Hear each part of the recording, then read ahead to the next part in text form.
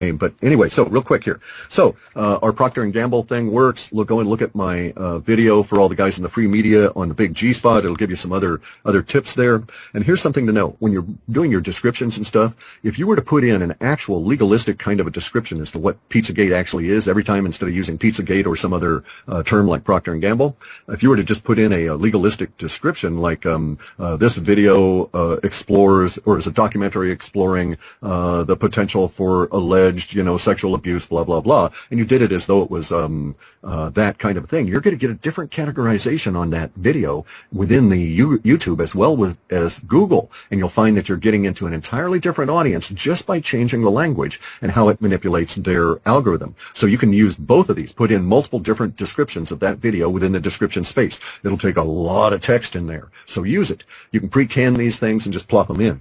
Legalistic phrasing is what I call long-term values. So long-term values are much better than using slang, which is the immediacy values, because they're savvy to this. If you're talking immediacy, PewDiePie kind of stuff, they know it's a flash in the pan, it's trending, but they don't have to deal with it 3 weeks from now. Okay. The other hand, though, if you're talking about some of these legalistic language, more corporate talk, then you're up with the big boys where they want to keep that video up there circulating year after year after year, and it can even impact your trending associations within their algorithm this way. Okay, and then language ties to corporation sponsors in order to get polluted both ways. And then here's one last thing. If any of the free media has a problem this way and they have a little bit of money, they may want to actually consider buying advertising. And I say this very judiciously. I was able to get 82.5% conversion rates off of Twitter. And I use Twitter engagement in the Twitter ads. People that do this will know what I'm talking about. And I was able to get an 82% conversion rate, which would lead to tens of thousands of views. So, and it was on cheap keywords. And I'm not touting my own product, or rather I'll do it this way. Anybody in free media that's suffering, if I've heard of your website, you write to me and say you're going to take the advertising approach, I'll give you a free copy of my book on advertising, and I'll give you a year's access to my software to use the Twitter feed with my weighted algorithm on there to get the keywords so that you can, take these guys on. And it's a cooperative effort. This is enlightened self-interest. The more that they use the book, they'll tout it more and so on. So I don't mind giving it away. See, so. Cool. That's very generous. That's awesome. Okay, and now we can go on to the other woo stuff. Okay, well, you mentioned Twitter, and I called up an email that I sent to my two compadres on SGT Report, Matthew and Peter, actually last night, and it said this: please follow these folks on Twitter to stay up to date on Pizzagate. They're breaking news, and I'm going to just try to run through this list. It's an incomplete list, but these people, I got to tell you, Cliff, what's going on Twitter right now is just incredible, and it's hard to keep up. It's impossible to keep up, but I think Angela Pizzagate is not manipulated 7. Then there's a gal at Susie Dowd. Yeah, Susie Dowd. Yeah. Incredible. At Zanting, at Dern Exit, at Dawning Psalm 63, and Thomas Burnpain. These people are breaking Pizzagate news all day long, every day. I mean, they're doing a better job than I can because I got so many other, irons in the fire. I'm trying to do all this stuff. I got the website, I got the YouTube channel. I'm doing an interview with you right now, and they're breaking news on Twitter. So here's the question. What is the Webbot's data suggesting about Pizzagate, about Podesta, about WikiLeaks, about Comet Ping Pong, about any of this, what I'm now calling Pedogate? It's the global pedophilia ring, which I don't think the elite can hide at this point. It's obvious what's been going on. It's out. It's broken. We knew this. The data, actually, I think maybe I talked about it in October or November, and the data set basically said, okay, it's coming out. Now I have an issue here, okay, because I don't want to pollute the stream. Right, the people that are out there actually doing the work in law enforcement and so forth, they've got to follow on that, which is the prosecutions and so on. And so I occupy a kind of a weird position in that people are already referencing some of my work in court cases, which really kind of freaks me out. So I've just got to be a little bit careful there. We've got a lot of data and stuff in here about what's going on, but I'm not going to get into personalities for obvious reasons as a result of that. But we have a major milestone coming within the chaos of this summer. All right, so there's going to be a prominent death within the community of abusers that will occur sometime, according to our data sets, before mid-June. And that's not the break, okay? That's just going to be a big gasp for everybody because it's going to hit them at a huge level emotionally. So I have a very high number on this as for emotional impact, and that's as much as I'm going to say about it.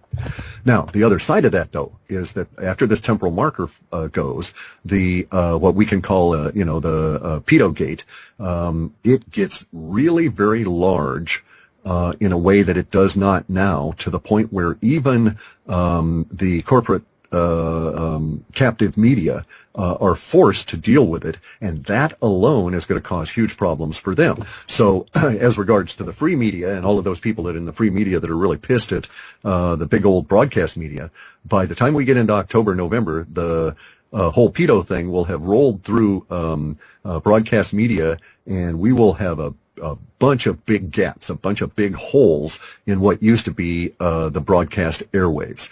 And it's because these people are dirty. Not just, they're complicit. And so we're going to have all kinds of stuff. We've got data sets for suicides, willing and unwilling, all this sort of thing. And it's going to be quite shocking to the sleeple that wake up next year, and look around and say, okay, what's going on here? And it's because they're just not paying attention to how deep it goes.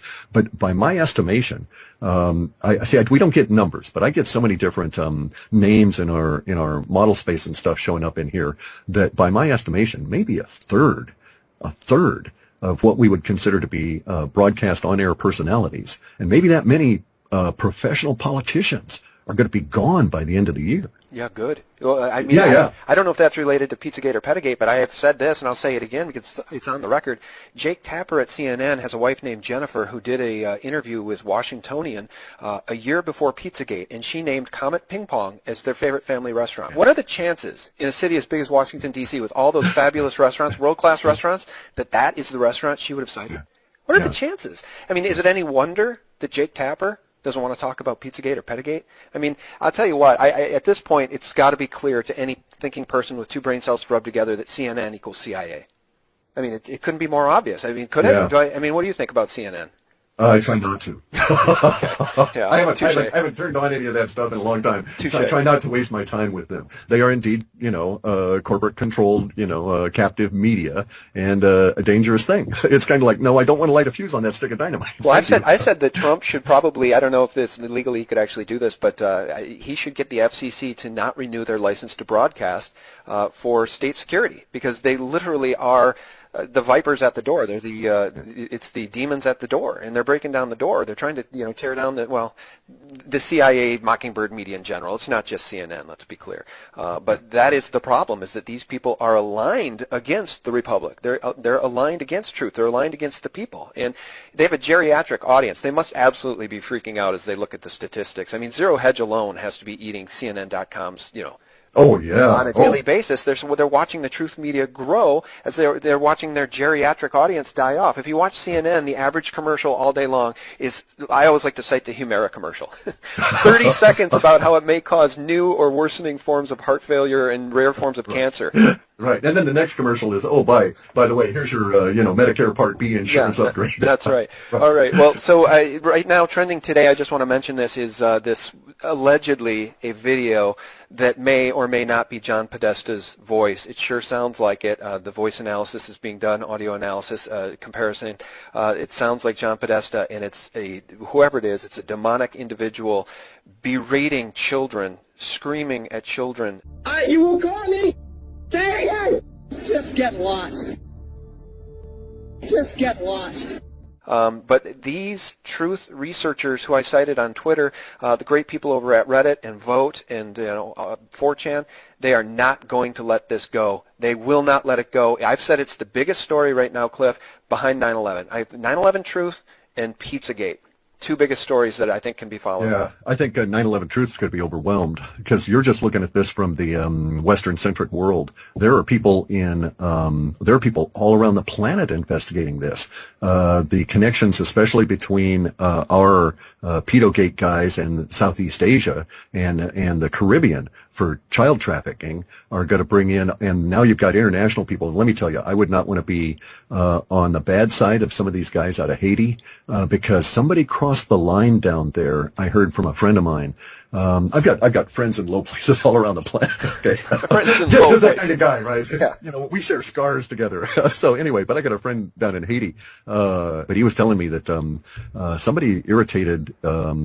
I guess you'd call them warlords or or criminal gangs, and they've got their version of a to-be-killed fatwa out against some of the people that are involved in Pedogate. So see, it's that level of stuff coming out now. And basically, the people at the top, we're looking at empire here, and it's foolish for us as Americans in USA Pop to buy into and believe all the crap we were taught in high school, because they taught us an illusionary world where we were the good guys, we were pristine, and so on and so on. And we're as dirty as the Roman Empire. We got people up at the top of our power structure that are worse than Caligula. Caligula could take lessons from these guys, right? That's right. But we got to stop using the word we. And I mean, I know that you Exactly. don't really mean we, because it's not we. It's the deep state. And, Yes. you know, George Webb is just moving mountains, peeling that onion. I mean, he's using language that I've never seen used before. Every video I'm learning something new. I didn't know that DynCorp was running, you know, child trafficking rings around the world, and he's pointing the finger squarely at DynCorp, mentioning the name. And God bless him for doing it, because he's obviously risking his own life. And you know what? It's waking people up with facts. The fake media cannot defeat us when we share facts. And there's the problem, though. You're going to run into this attitude from the captive media and their adherents, where they say, well, I don't want to discuss details. Right. And it's like, well, wait a second.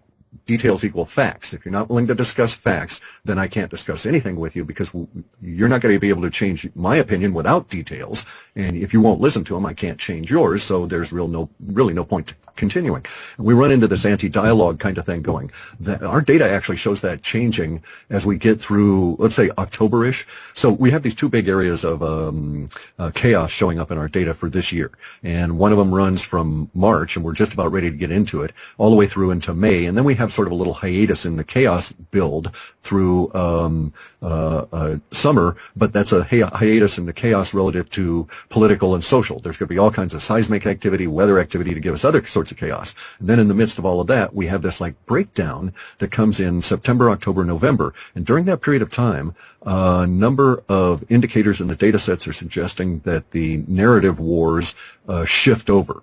Okay, so right now we've got a situation where Faction B defeated Faction A through this past year, and we're in a different political environment. By the time we get to the end of this year, we'll be in a different narrative environment, as Faction B will have consolidated the power. Certain events will have occurred extraneous to both Faction A and B, and we'll be at a point where the narrative will be shifting over. And this is where years and years and years ago, if you've been listening to my stuff for a decade or more, you'll know that we used the term re-education camps without understanding what it was. I thought it was going to be, you know, people like myself getting stuck into camps to be re-educated by the deep state.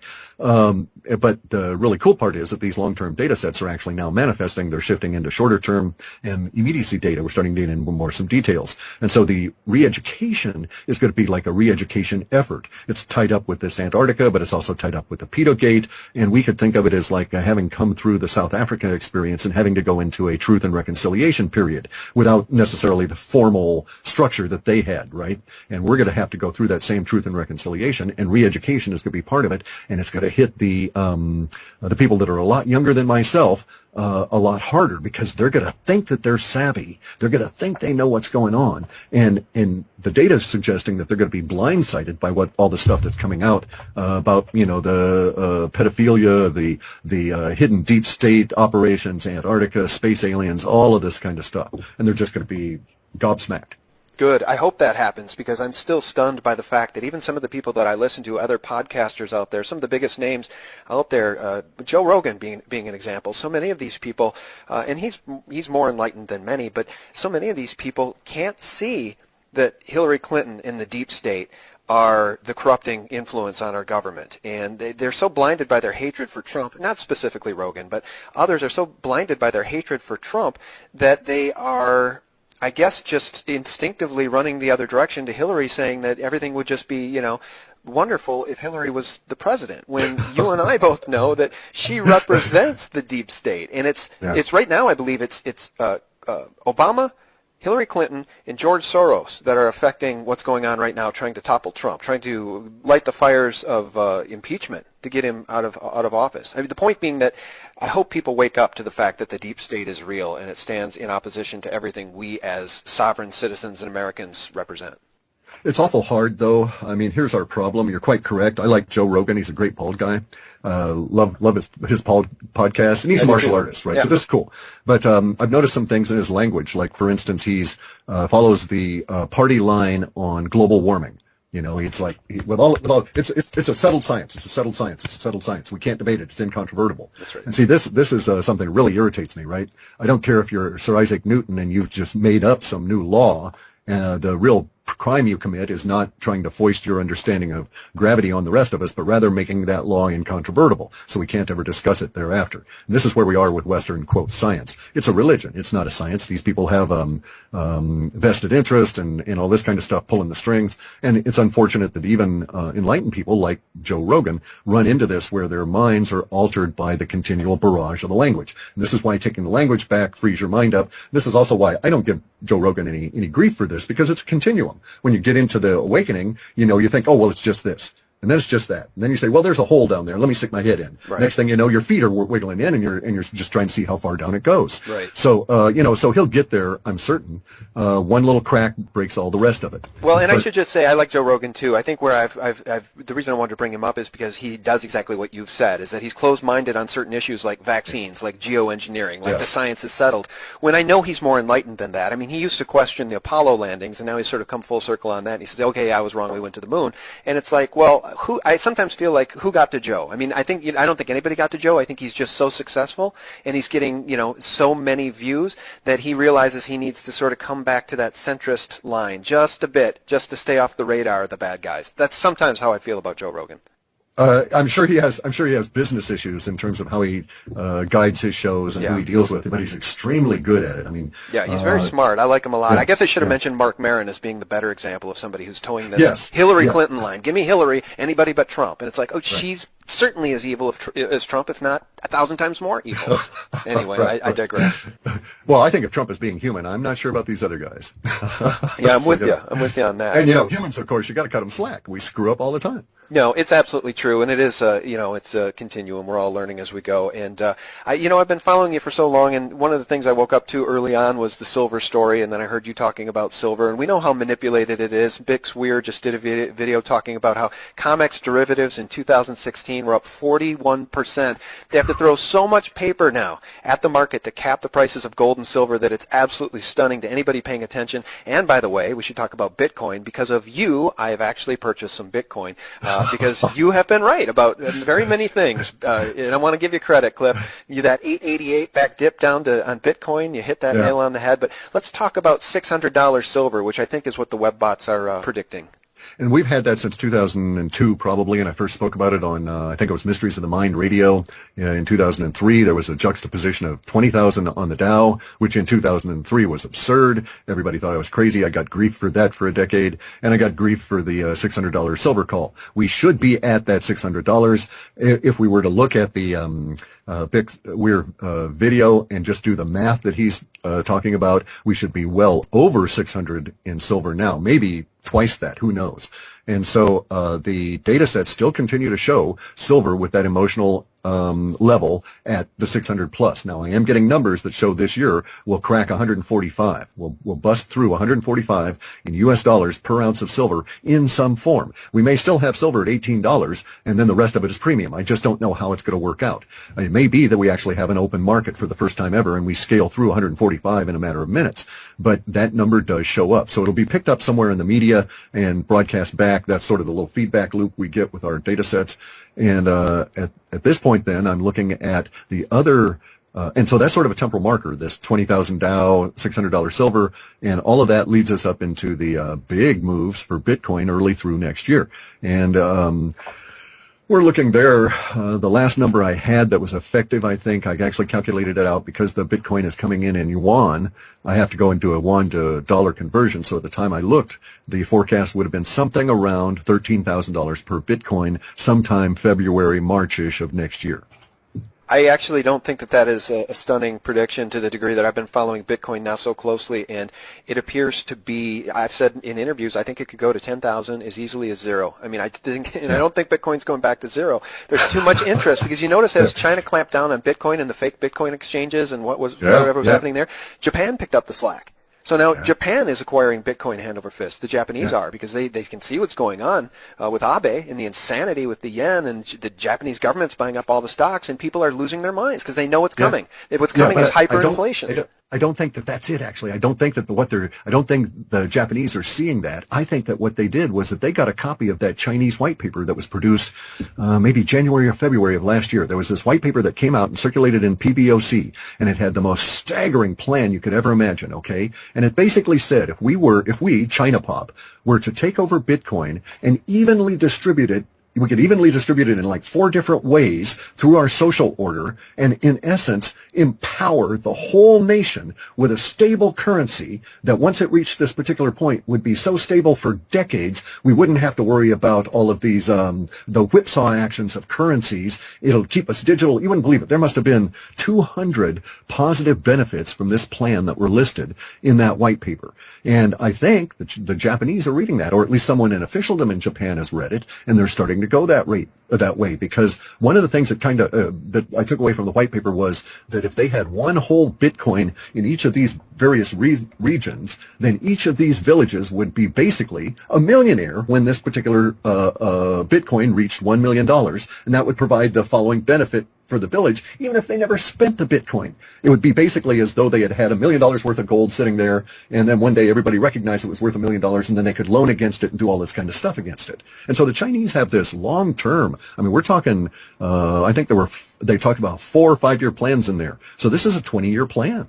All right, so guys, I know you can't see me, but Cliff can, and my mouth was hanging open during that. I hadn't heard that. That white paper came from the People's Bank of China? It was written by a minor functionary in the PBOC. It was a limited circulation. I got a very badly translated copy, and then I asked the guy, and I got some of the original text. I will see if I can locate the title. I was never given the title page or the name of the author, but there was some slip-ups in there, and I think I've sussed out who the author is. But I don't want to say because they're so close-mouthed about it. But I will see if I can get that translation and put it on my site or send it to you or something so that we can get it out and about. Okay, thanks, because I just want people to know where I'm coming from on Bitcoin. As Cliff said, we're all on a continuum, and we can all learn as we go. And so I was very close-minded about Bitcoin early on. One of the early adopters I give credit to is Brother John F., who talked about it, followed Bitcoin, even started a Bitcoin channel. But then Bix Weir kind of came on board, and Andy Hoffman opened up his mind to Bitcoin. And I'm not a stupid person, so I'm like, I'm not going to sit here in my little camp saying Bitcoin's not real money. I'm just going to be gold and silver. I'm going to expand my mind a little bit. I'll buy a little Bitcoin as a bet, as a lotto card. It's a lotto card in case it does. Look, there's only 16 million Bitcoins, I believe, in circulation right now, and they're going to be capped at all time, guys, at 25 million Bitcoins. Think of the population of China alone. I'm just saying you might want to buy a Bitcoin just to have some skin in the game. And our data sets are so solid on Bitcoin that I've been recommending it to people every chance I got since 2012, really since late 2011 with some of my private clients, and then I just went public with it in early 2012. I accept Bitcoin on my site and deal in it whenever I possibly can. But here's the real kicker. Our data sets are insistent that Bitcoin will become so well used that we're going to invent new words for it. And so once we start altering our language for a commercial product, then I know it's ingrained into the culture. I don't know what those new words are, but we're going to have a new word for decibits and a 10th part of a Bitcoin, and then for millibits, the 1,000,000th part of a Bitcoin. So we'll have this, or excuse me, decibits. So those will be first, and then we'll get into the million parts, and it'll be slang. It'll be whatever, like give me a buck, only it'll mean, a millibit. I want to say this, too, as it relates to Bitcoin. So we know the dollar is long in the tooth, and right now maybe it's the best of the worst. But between the U.S. dollar, the yen, the euro, the yuan, all fiat currencies eventually die. So Bitcoin, let's say it is left standing, and let's say that it creates all of these new millionaires, even if it's just because the dollar hyperinflates. And so whereas it used to be $1,000 to buy a Bitcoin, now it's $100,000 because the dollar is losing so much value so quickly. That's one of the reasons you want Bitcoin. It's certainly one of the reasons you want to own some silver and gold in physical form. But let me ask you this, Cliff. What is your gut feeling on Bitcoin? Do you think it was part of the plan to psychologically prepare people for a cashless society? I mean, we don't really know who created Bitcoin. Do we? Maybe we do, but I wonder if this isn't all part of the plan to move the world towards a cashless society and, frankly, get some of the people on our team cheerleading for it. That may well be the case. That would go to intent. I just couldn't say. I do know that I'm not in the camp that thinks that Satoshi Nakamoto is a group. I read the white paper in 2009. I've read it repeatedly since. I've subjected it to my analysis. It's a single mind. Okay, that's a single voice in that white paper. The linguistics would suggest that. So, was it prompted? Was that a face, a beard on a CIA or NSA op or whatever? I don't know, but I do know this. It's not feasible for us to have a cash society dealing in species, paper and this kind of thing, off-world. Just makes no sense whatsoever. Humanity has to go off-world. We're right at that cusp. So I'm all for the cashless society. I'm all for getting rid of the little bits of paper. That's why I'm so big on Bitcoin, because I don't want the bastards controlling my money anymore, and I'm now my own central bank. I can't think of who it is that keeps saying that, get Bitcoin to be your own central bank. But one of the guys out in the free media does that. And I'll see if I can remember who it was. But that's my motto now, is that I'm my own central bank with Bitcoin, and I can take my Bitcoin and I can go and make a transaction on Jupiter when I can find that concierge up there to point me at the right place to get what I want, right? And because it'll work up there. We've got to stay digital. The technology's not going away. The idea that we're going to have a major crash and that the world is upended and that gold and silver are real money and so forth, all of that is quite accurate. But on the other side of it, it is not an old barter economy. It is not a crash back down. In my way of thinking, humanity is at the cusp, all right? I mean, I'm not bullshitting, guys. We either overcome this stuff in the next few years, say by 2029, or we're finished as a species. And I mean people will die by the billions just because the system will break down. We can overcome this. There's many different approaches to getting our way out of this situation, but it won't be by going back and trading cabbages for silver for, bullets. It's not going to be that world. It's going to be sci-fi world that's been chosen by Faction B, and they're going to put all their energy in there, and I'm with them. Okay, I'm on board on that train. We've got to get off planet. We've got to go sci-fi world. This means we've got to be smart, effective, and digital, give up a lot of our prejudices. Yes, silver and gold are money. Yes, they're going to continue to be money, but get smart and get some electronic leverage against them in the form of Bitcoin so that you can be mobile, so you can go out and interact with this world. Plus, if we're correct, those people that bought Bitcoin way back when will find that Bitcoin scales up not only because of hyperinflation, but because of true value, because it's offering more and more to the planet as the network builds out. This network effect is very powerful. So in that regard, like I say, I'm all for getting rid of cash. The convenience of just aiming your phone and sending a couple of Bitcoin is really cool. But I don't like the idea of, Federal Reserve banksters, the pedo cabal trying to control us all through their form of central bank originated and controlled digital money. And I would argue that all of the efforts that you see in the banks now trying to do blockchain stuff to take over Bitcoin are failing, and it's just cool as hell. So as the banks go, we will be left with gold, silver, Bitcoin, and us guys trying to do business, and the banks out of the way.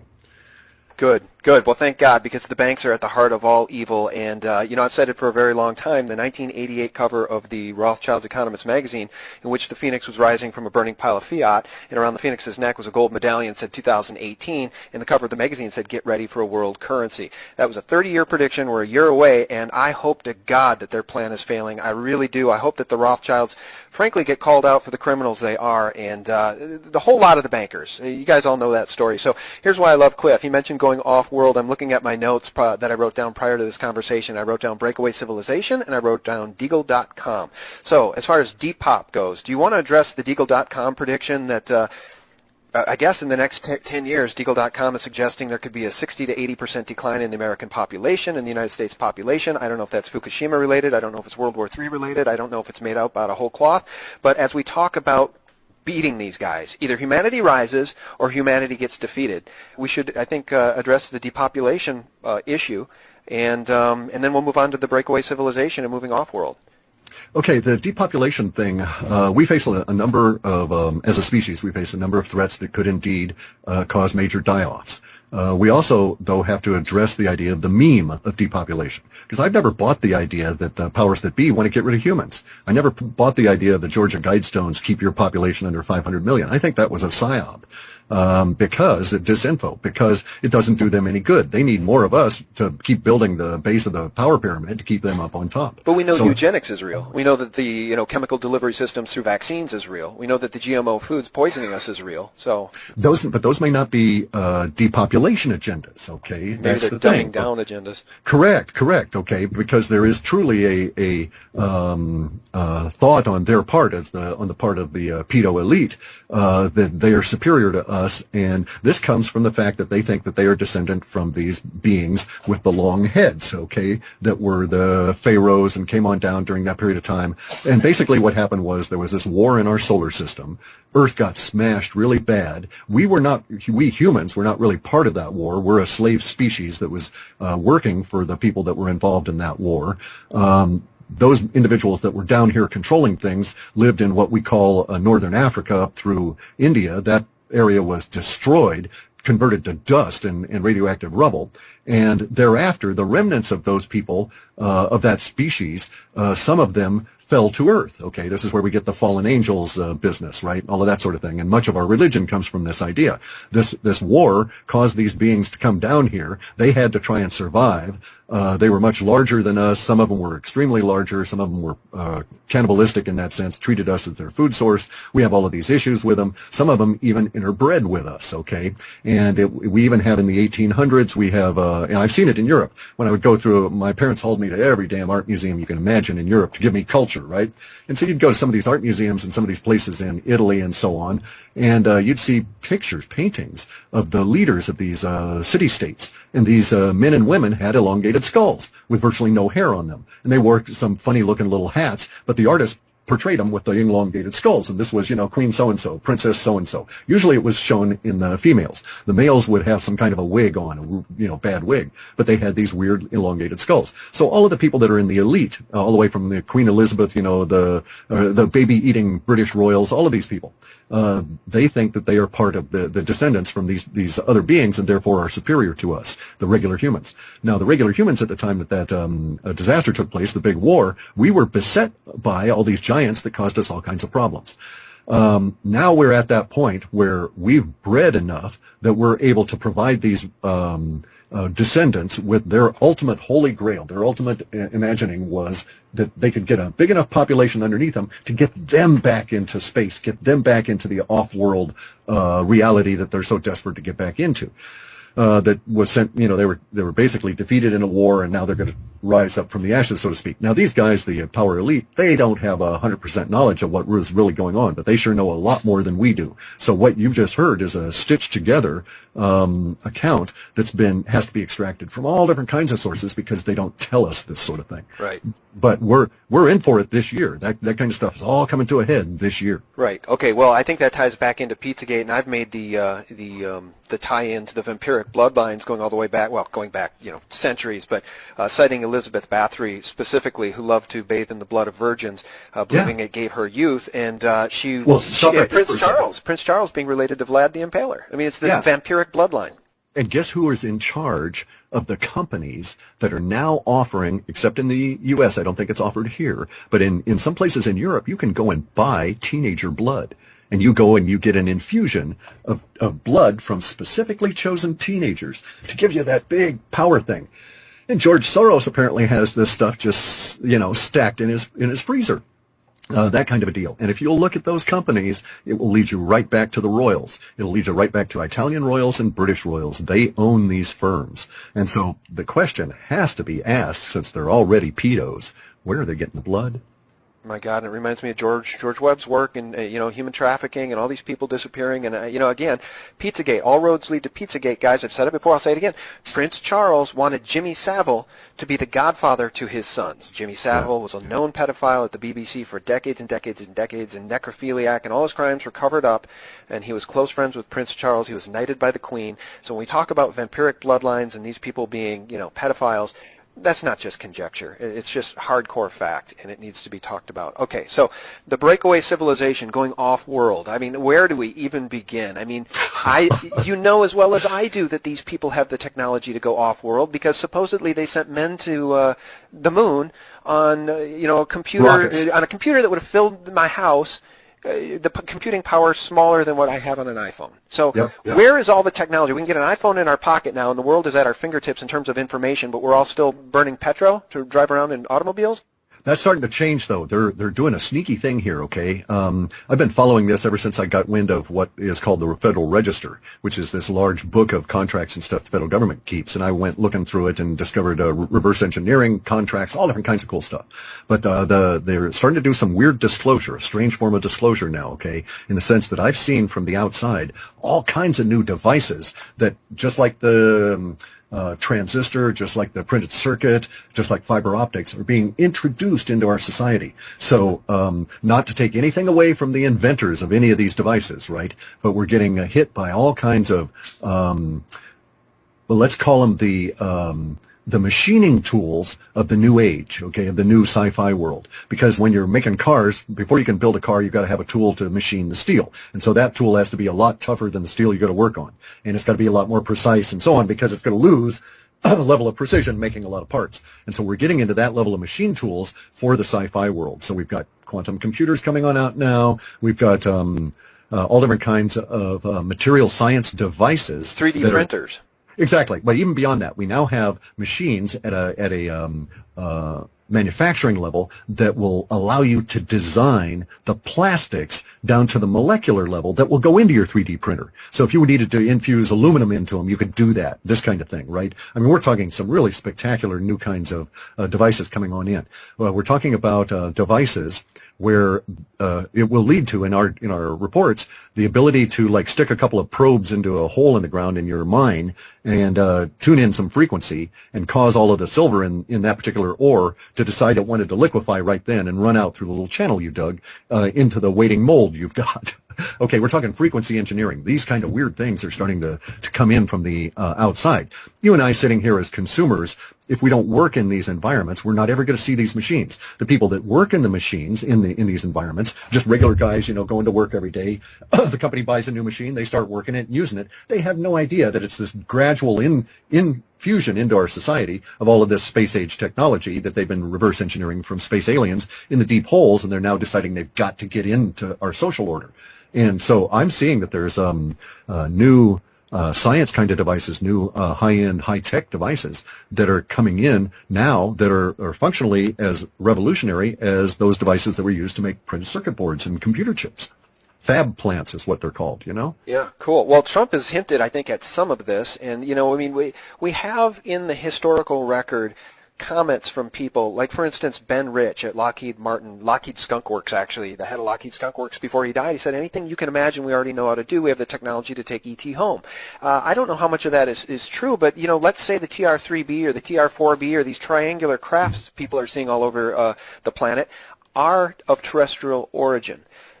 What are the chances that they're going to free up that information for humanity? Or do they prefer to enslave humanity and they will continue to go off-world, as I suppose they already have, without us? Yeah, the latter is their plan, okay? That's why we've got this weird situation with the Faction A, Faction B, the Clintons losing and the pedo camp losing and Trump coming in.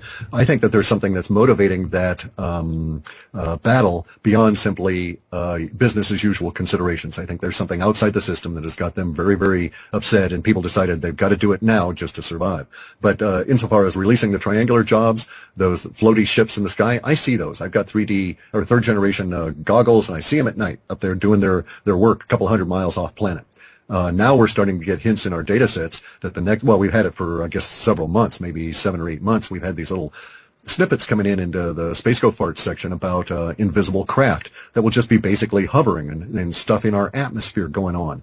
And so we're going to probably, a lot of them will show up as, a rain cloud comes on over, drops rain, and thus shows you the shape of the craft that's been sitting up there watching you gardening for the last 5 hours, that kind of thing. But will they release them? They don't want to, and I know why they don't want to. We see that in the language all the time. The powers that be are very much afraid because the technology of sci-fi world, even at its most crude, is an extremely leveling technology. So, for instance, if I've got a floaty triangular TR-3B or whatever it is, and I wanted to decide to float on over and drop watermelons in disgust on the Queen, nothing's stopping me, right? I can just get a bunch of watermelons from Georgia, go truck on over to Britain, take me a couple of hours, and sit up there and drop watermelons on Buckingham Palace to show my disgust at them. That's very much their issue, is the fact that these things can be weaponized. And that's an extremely crude form of the weaponization, right? So it is a great leveler, because in their fear is, and they realize this, that the technology floats us up to their level, so to speak, right? It's the thing that separates us. Now, that never used to be the way it was. In the past, they're progenitors of the space alien infused human line within our species. Actually, these people, because of their skulls and the stuff that was going on, it would be very appropriate to speculate that they had mental powers that would allow them to deal with the local indigenous people, meaning us, the primates, and be able to control us simply through their mental powers. And then over time, as they were trapped here, their mental powers waned because their genetics were no longer pure. The breeding stock, they had to breed with humans, and it started going down. And so now these people, the descendants of the elongated skulls, today, the kings and queens of the royalty world and all of our royalty and in our corporatocracy, they still believe that they're part of this as well. These guys don't have those powers anymore. The only thing they have separating us from them is technology. So they're desperately afraid of that being lost. Okay. All right. Well, that makes perfect sense. The technology is too powerful to let the common man access it, so the technology will instead be used to further enslave humanity and control us. I think that makes perfect sense. Now, before we let you go, you've been very generous with your time. I just wanted to ask you about the UFO question and flush it out just a little bit further. Is there anything in the data set that suggests that some of these UFOs are of a satanic influence and that there is some sort of satanic deception? We already know that these people we've talked about, the elite at the highest levels, are into victimizing children and human sacrifice, and these Illuminati, these vampiric bloodlines, they're into very bad stuff. I've found in my research, Cliff, that at the very highest level, I believe a lot of these people are indeed Luciferians. So if they have somehow harnessed the power of evil and made a deal with the devil, so to speak, is there a chance that there is a UFO deception of which we should be aware as it pertains to Project Bluebeam or just the UFO question in general? How many of them are spiritual, in orientation versus terrestrial?